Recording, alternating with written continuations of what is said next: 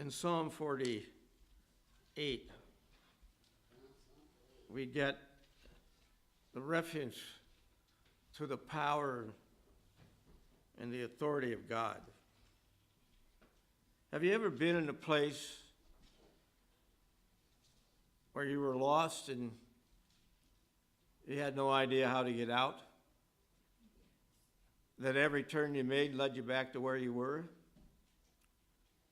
And then there was a sweet voice on the other side of the car saying, "Dad, you're going over the same river for the third time."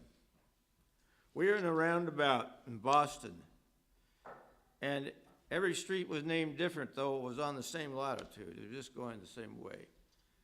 And so I was going across the river again, and we came back, and I was on the inside tunnel, and there was a policeman over on the other side, and I says, "I don't care if the cars have to back up for a mile, I'm going to get over there and find out how to go." So I asked him, and he gave me the remark how to do it and kind of looked at me as though, "Why don't you know where you're going?" Well, that's what we have in life. There are times where we don't know where we're going to go. We don't know what to do, but we trust God to lead us in the way. So the psalmist says that God is our refuge and strength, a very present help in trouble. So God is our refuge. When we are at a crisis in life, God is our refuge. God is our strength. There are some young men that are very strong, and they're so sold-out Christians, and they go to different schools, and they challenge the young people there to watch what they're going to do as they break bricks and other things. And then they tell him about the mighty power and the refuge of God, that God is our strength, and God is a very present time and help. But God is also our wisdom. He said, "If any of you lack wisdom, let him ask of God, and he'll answer him." A few weeks ago, I was taking a young man home from school. He was a little bit concerned because he'd missed up on planning for a big test. And I said, "Well, it says, if any of you lack wisdom, let him ask of God." Now, you're in a crisis in a week. You're going to have to work hard, but you're going to have to ask God to help you. And we hesitate to ask God to help us. But we don't hesitate to ask our fathers to help us.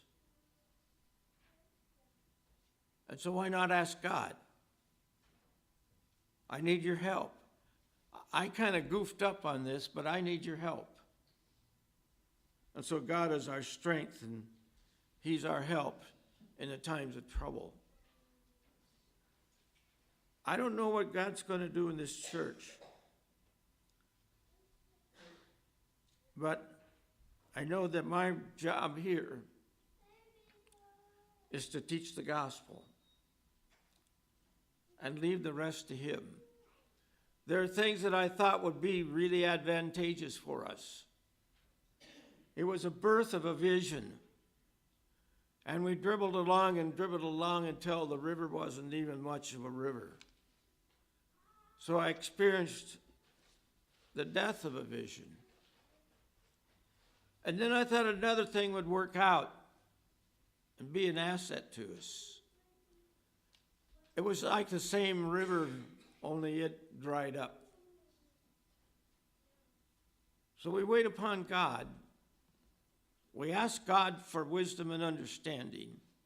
We ask God to direct us in life in the church and in our own lives. And then see God do the things that glorify himself. And we are here to glorify God.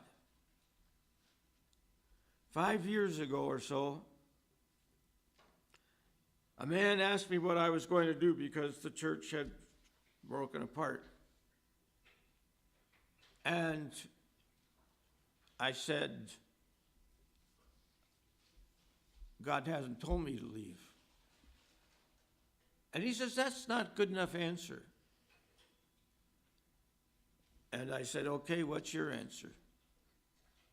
He didn't have any. But I decided that since God didn't tell me to stay, and God called me here by one stream or another, that we are going to stick it out. And if the church failed in the process of it, okay, that's the way it was. But we had to realize that God was our strength, and God was our refuge. God was our director and our help in the present time. And I look back at those 5 years, and if I told some of the peers in my experience of what God has been doing here in the church, I think they would all be amazed at what's happening. Because God is our help and our strength and our refuge. He's called us to spread the word. He's called us to be ready to help people along the way so that they'll know the truth. So always, when every situation comes, let God be your refuge. I met with a man several weeks ago sometime. He was in trouble. He didn't know which way to turn. I encouraged him to give it all to God and let God answer the prayer. He said he would try. And I said, that's good because it won't be easy. But we have to give it to God because God is our refuge, and he is our help, and he is our joy. So we come to the realization, what are you going to do with your life? You're going to trust God? You're going to ask God for help? And you're going to rejoice when he does the small things in life, because he opens the door and we walk in.